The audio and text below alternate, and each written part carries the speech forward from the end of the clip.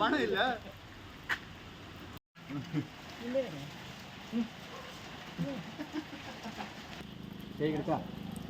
ಹಂಗೆ ಇರು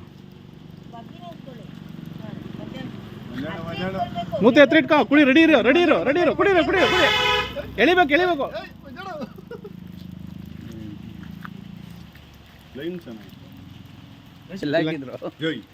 ಇಲ್ಲ ನಟರಾಜನ್ ಜಾಸ್ತಿ ಹೋಗ್ಬಿಡ್ತು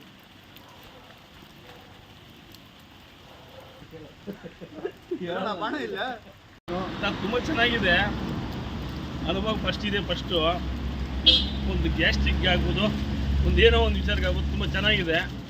ನೀವು ಬಂದವರು ಈ ಅಂಗಡಿ ನೋಡಿ ಕುಡಿದ್ಬಿಟ್ಟು ಹೋದರೆ ಆರೋಗ್ಯಕ್ಕೆ ಒಳ್ಳೆಯದು, ಇವ್ರಿಗೂ ಸೇಲ್ ಆಗುತ್ತೆ ಚೆನ್ನಾಗಿ.